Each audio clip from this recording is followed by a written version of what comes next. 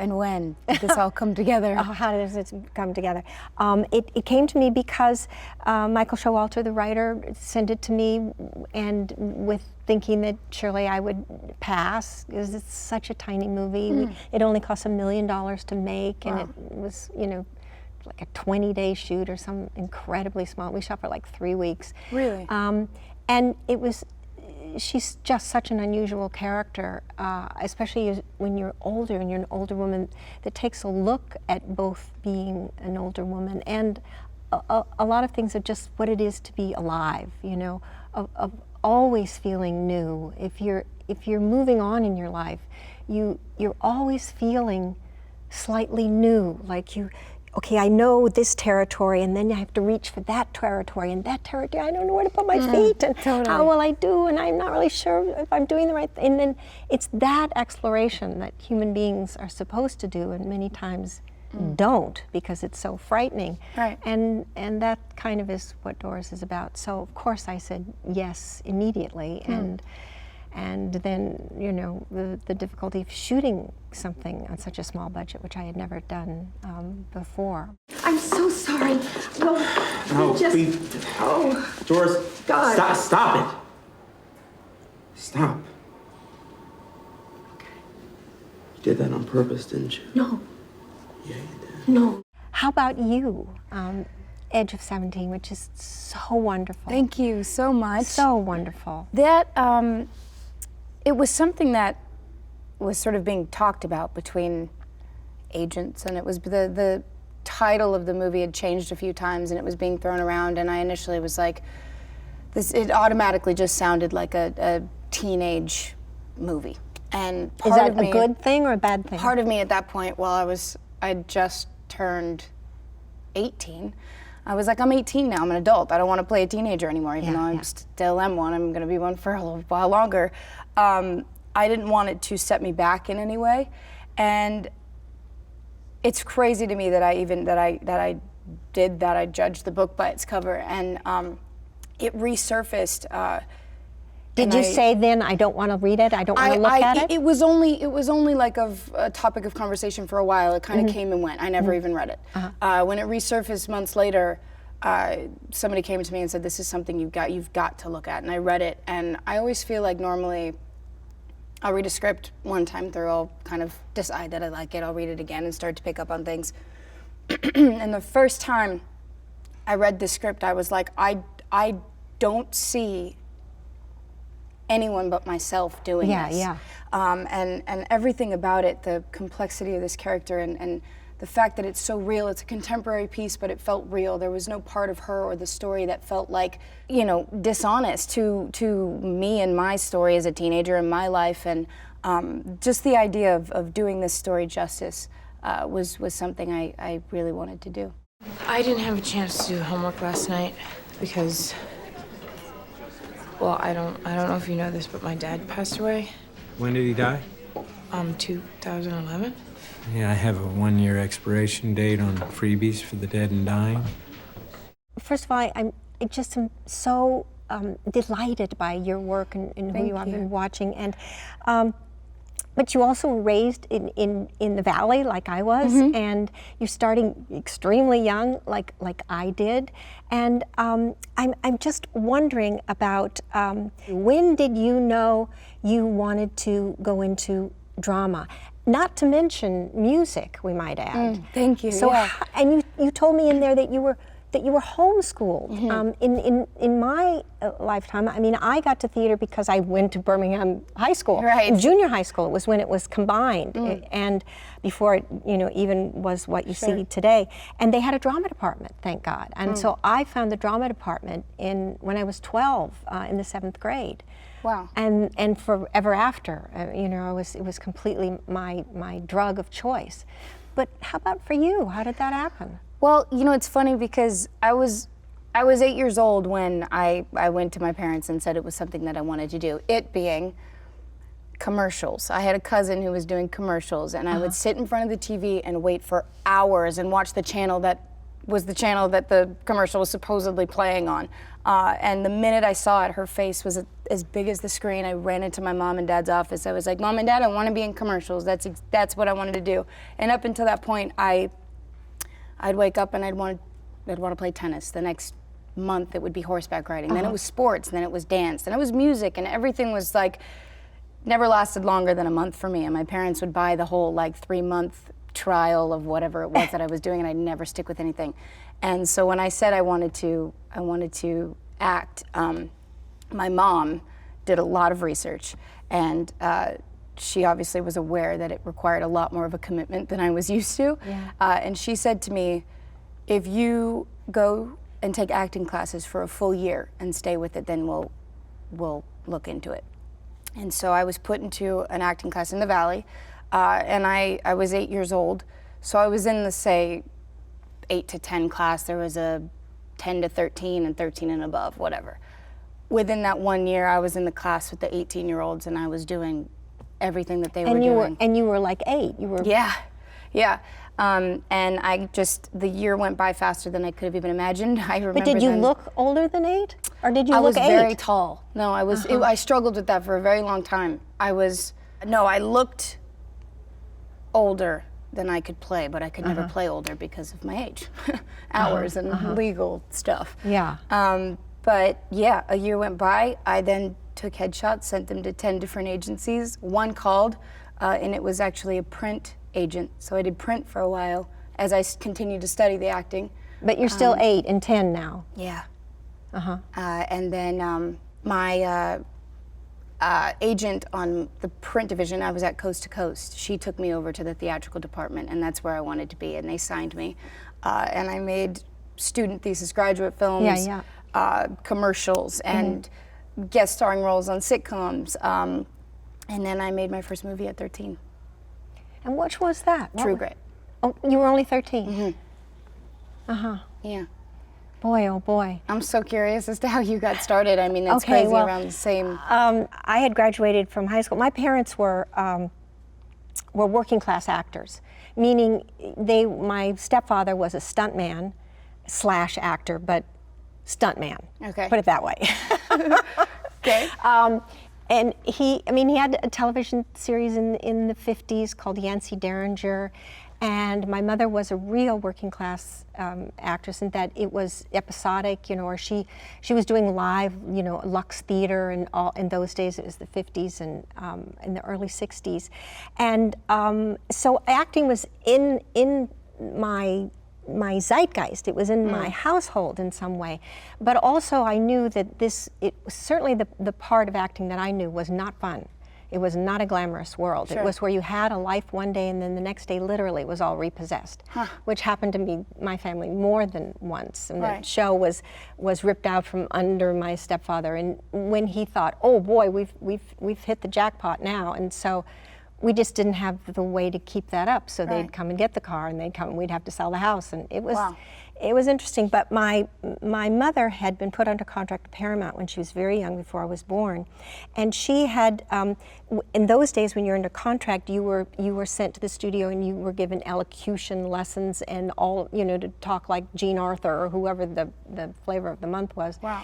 But the good news was she got to study acting with Charles Laughton, who was arguably or not one of the great film actors or actors altogether of all time. I mean, he's quite extraordinary. Wow.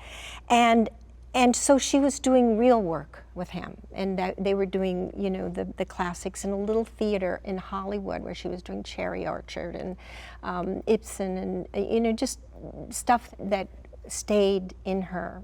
And I think that was also planted in me somewhere of that, of really knowing what the craft was. And when I graduated from high school, in those days, no one sort of said, "Where are you going to?" If you were female, where are you going to college? Right. You could be in a family where the parents were cognizant of that and would advise you to take the SATs and let's get into college. But my family wasn't like that. So Mine too. while my brother went to Berkeley and became an elemental particle physicist, Wow. I didn't have any place to go. I didn't, graduated and went, oh God, now what? I don't have a stage.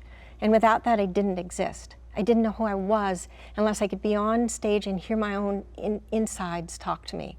And when I was off the stage, I lost the ability to hear my own self, my own voice, because I was in a world of the early 60s, the late 50s, where I had to be so rigidly a certain way. And so the only place I knew of, I'd never been out of the state or on an airplane or anything.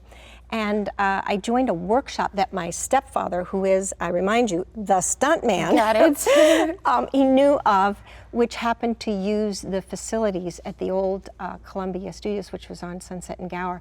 They just somehow used the facilities at night. And it was, even then, I knew it was a really, I don't want to say that, it was, you know, I was lucky to get in and it was helpful, but I knew the work I was doing in high school was more to the point.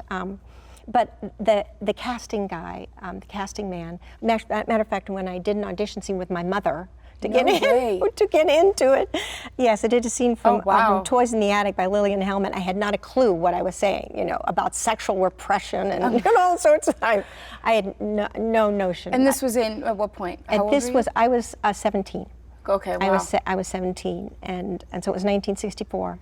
And I got into the workshop, and they were a lot of casting people who were watching the audition scenes. And the casting man came out the next day and asked me if I wanted to come on an interview. You know, and I was like, yeah, sure, I'll come on an interview. And so I went on that interview, and I went on interview after interview after meeting after meeting after meeting for the whole summer. And at the end of the summer, it was for a television series called Gidget. And and I got it, so it was like, bam. That's amazing. And I was 17, so it was right before my 18th birthday. Wow. So everything changed. Hi, Doris Miller. What'd you think of my show? And be honest. I thought it was a little loud in places, and I could have done without some of the explicit lyrics. Other than that, I thought it was wonderful. I enjoyed it. So this is what I want to know. You were homeschooled. You had this, you know, unique and obviously very rich childhood with your parents, and you know, really hands-on looking after. And in Edge of 17, you play the normal, you know, family with very dysfunctional but kind of brilliant parents. Kara Sedgwick is phenomenal, amazing. But you were in high school, in that day-to-day, in that I don't fit in, and where do I sit, and I don't have the right clothes on, and in that mishmash. And have you ever had that experience? I have, and another feeling that I got once I'd read this script was this might be the perfect opportunity to finally tell all those people that think for whatever reason, just because I wasn't in a traditional high school, I didn't deal with the drama or the girls or the guys or the fear of who the heck am I going to sit next to during lunch, because I did. And for a while, people would say, "Oh, you skipped all that," and I really didn't. What did you do? How did you not skip it? Well, I was in school up until 6th grade. So I didn't have that traditional high school experience, but I was in school and I struggled. And coincidentally, my schedule started to get a lot busier around the time I was really realizing that social setting was not for me, and that's when I was pulled out by my parents to start homeschooling. But I have an older brother. He's 3 years older than me. I watched him go through high school. My friends that I made in school, I lived vicariously through all their high school. Do you feel, because people ask you these questions and they go, well, you didn't go through that experience, do you feel like you're having to explain yourself, having to say, wait a minute, I'm a human too, I have just as many struggles as you, that you are somehow precious, you know, that it was a you know, a perfect childhood? Yeah, part of me, yes, but another part of me is just like, I mean, how do I even explain that? So I guess maybe you just don't. Maybe you should have just told me to shove it. No. But when, you know, whenever I'm asked that, I guess it's kind of a, you know, how long do you have? Because I could tell you that I've been through a lot in the few years I was in school. Besides that, we all know as actors, you don't have to actually have had that very experience to in some ways portray it. Sure, and in some ways I sort of felt that not having a traditional high school experience worked to my benefit with this character, because being placed in a functioning real high school during the school year, and the bell would go off and we would have to stop shooting because all these kids would be filling the hallways of high school. I was like, this is what anxiety really feels like. It was a lot, but in ways I really was able to feel that sense of alienation because I hadn't experienced that. Oh my God. And I didn't know where to go or where to look or what to do. What of the film, though, would you say was, when you got to it, you know, when there's sometimes in films there'll be like one moment, one episode, one scene that weighs on you all the time, and you think, oh God, here it comes, here it comes, and you prepare for it, and you think about it, and it stews, it festers in your head, and you think, well, I'll just get over that, and then it'll be downhill from then. You know, this anxiety level. What was it for you? So, I love that you asked this, because I've yet to talk about this, but this is the one movie I've done where I didn't feel that way. I mean, I could tell you specific scenes in other movies that I've done where I was like, the first time I read the script in my bedroom, I like drew an X through the page because I was like, that's going to be the worst day of my life. True Grit, like for instance, holy sweet mother, let me get on the other side of this one. Totally, but with this movie, I worked with Larry Moss on this project, and when I was like 15, 16, I went online to buy this guy's book, and I read the first few pages, and I was like, I don't understand anything. I am not ready for this. I then went on his website and tried to sign up for a class, realized he was in New York, and tried to figure out how I could get there without my parents knowing. I don't know why I was trying to keep it from them in the first place. But I don't know if this was even correct, but I remember seeing there being some 2-year waiting list situation to get into this like master class of his. And I believe I was about 16.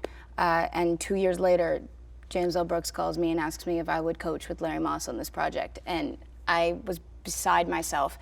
And it was the first time I really felt like he made me feel like, you've done the work, now just forget everything and go and have fun. And one scene that initially scared me was the scene with Nadine and the boy in the car. And not even the in the car business. But with your brother in the car when you're sitting in the back? With the cute guy. Yeah, that guy. Okay. And it wasn't the action in the car that the sexuality. Yeah, that was not what was making you nervous. Thank you. I seem to be filling in. Thank you. Did you? I need to take you with me everywhere. Yeah, it was post that when Nadine is just slowly walking, which turns into a run of just trying to hold back everything she's ever felt, and she finds herself against this cold dumpster that water is just streaming down, and she just loses it. And that was the part that I was like, okay, that day is going to be a lot. And I remember we shot that scene over 2 days or so. And I got to set thinking we were going to go back in the car and do some more coverage there. And Kelly Freeman Craig, our director, came up to me and said, okay, this is the most emotional scene in the movie. And I'm like, oh my God, well, how did I not know this was right now? Oh my God, I'm freaking out, like I had no idea. And it was like a 10-second freak out, and I was like, okay, I'm ready, I got it. Like I'm so not afraid of this. I have it in me, I'm just gonna go. And she let that camera roll. I was able to run, do it, run back, do it again. I mean, it was just, that was the scene that initially scared me, but then having that idea of just living and forgetting everything and just being there is what got me through it. You're obsessed with yourself. Oh my Your God. report card on the refrigerator like you're 5 years old. Hey everybody, look, I pooped in the big potty. God, do you even know what it feels like to love another human being? Oh man, you are so dramatic. So the one scene, one of my favorite scenes in the movie, one of my favorite scenes I've ever done is with the brother up on the staircase. Yes, that's the one I'm talking about. And that scene, just the way it was written, made me emotional. Because I do feel like we've all at some point in our life had that moment where we hear our voice on a voicemail or we see a picture of ourselves and we just don't know who that person is. And I've definitely felt that, and you know, that was something that I wouldn't say in any way came easy, but I felt myself, so it was. You know, it's interesting, sometimes when you have a scene like that you read and you love, part of the problem is that you fall in love with it and you can't get out of the way of it. You know, you can't, and you have to just, you know, let your love of it go. Totally. And just say the dialogue, just let the scene speak for itself. But sometimes it's the very hardest thing to do, and I watched you do it so beautifully, where it just, you had no agenda. It just, you know, came out of you. And again, you know, it's something so universal that she says, no matter what age you are, you know, about looking down at yourself and saying, and like I was saying when I wasn't on stage, I didn't know who I was. I couldn't hear my inner voice, and there's nothing quite as lonely in life as when you don't even have contact with yourself. Right. Isolation is fine with me. I'm not a people person anyway. But when I can't hear myself, and that's really alone. And that's what your character is showing. What are the most difficult scenes in Doris? I don't know. I think I make everything hard for myself. And I don't know, that's probably not a good thing. Right. I don't know how to not make everything hard. Sure. In Doris's very specific case, she was so eccentric, and just trying to find the specificity of that centrist, you know, that idiosyncratic person, and have it be truthful. Because otherwise it's just a cartoon. Sure. You know, it's just a caricature of somebody outside of myself. I mean, that was hard. I mean, that took a lot of, you know, work. But I think for Doris, because we were shooting so quickly, and she was such an out there character, and we were walking a fine line between high romp, physical comedy, and real tragedy. Sure. You know, and sometimes those scenes were back to back with each other, and sometimes there was crying that was it had to be comic crying, that the next scene, and luckily we shot them close together, was deeply tragic. So to me, it was trusting the part of me after so many miles in the saddle that knows how to blend those two arenas, and not have it be jarring in that they don't belong in the same film. Right. I mean, that was challenging. You know, I have to say, you know, doing really heavy emotional work, even though in my career I seem to be, you know, always doing it, I think always it weighs on me from the time I accept the role, that the fear that I won't make it, you know, that I won't land somewhere where I'm no longer looking for something, that I'm just alive there. Right. I guess in my work, I've had times early on, because it took me a long time to get to a place where I could really study. I didn't, you know, Larry Moss is such a wonderful teacher, and I've spoken with him many times, I know him, but it took me a long time to get to anybody to really learn a craft. And that wasn't until I was in my second television series. And unfortunately, it was something called The Flying Nun. Unfortunately. And luckily, I was suffering so badly. I was so depressed. And I was 19, and I didn't want to be playing something called The Flying Nun. I did not want to be dressed as a nun all day long. You know, I wanted to be you. Lord knows, I wanted to be tall like you. Oh, I mean, I wanted to be female, and and maybe it would have been a confusing time of my life, no matter what, 19 and 20 and 21 and all of that. But luckily, someone I was working with, a magnificent actor, her name was Madeline Sherwood. She just recently passed away. She literally took me by the hand when I gained like 10 pounds in 2 days. You know, just deeply depressed. And she took me to the actor studio, and it began to really change my life. And I got to work with Lee one-on-one for many years. Wow. and that really began to form who I was, not only as an actor, but helped me who I became as a person, because it gave me tools, and this sounds like wacko time, but not. But maybe you're an actor. It gave me tools so that I never lose my own voice. Sure. I mean, they're almost like acting tools that I can go into myself, and if I can call on those pieces of myself as an actor, then I can call on them as a human. And I couldn't do that before. I was taught in techniques, acting techniques, how to find all the ingredients of a character, be they brassy or sexual or shy or any of the things you call on in a character.